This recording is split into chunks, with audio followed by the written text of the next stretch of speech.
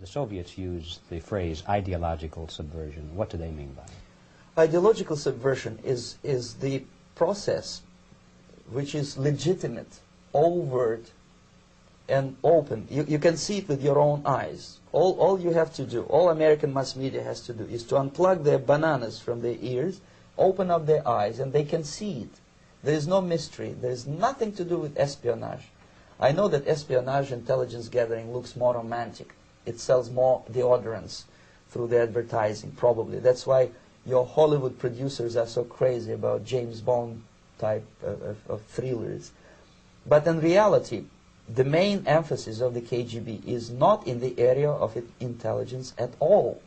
According to my opinion and opinion of many defectors of my caliber, only about 15% of time, money, and manpower is spent on espionage as such. The other 85% is a slow process which we call either ideological subversion or active measures, активные мероприятия in the language of the KGB, or psychological warfare.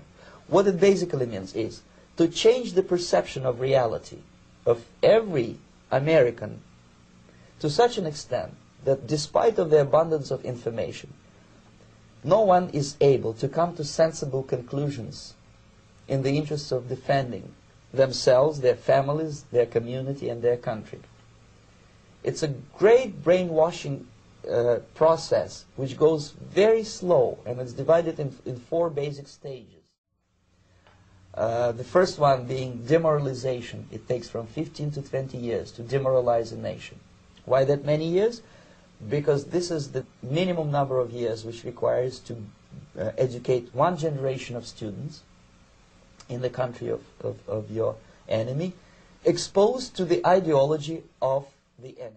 As I mentioned before, exposure to true information does not matter anymore. A person who was demoralized is unable to assess true information. The facts tell nothing to him. Even if I shower him with information, with authentic proof, with documents, with pictures, even if I take him by force to the Soviet Union and show him concentration camp, he will refuse to believe it until he is going to receive a kick in his fat bottom.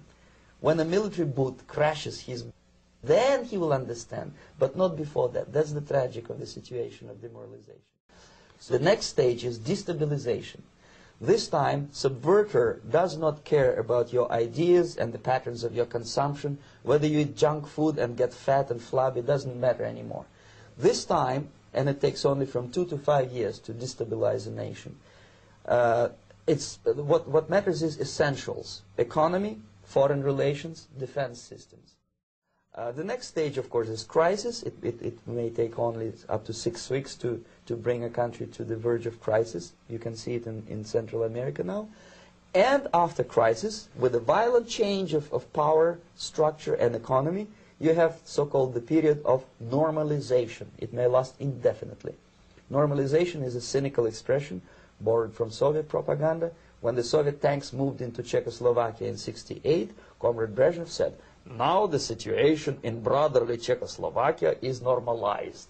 This is what will happen in the United States if you allow all these schmucks to bring the country to crisis, to promise people all kind of goodies and the paradise on earth, to destabilize your economy, to eliminate the principle of free market competition, and to put a big brother government in Washington, D.C.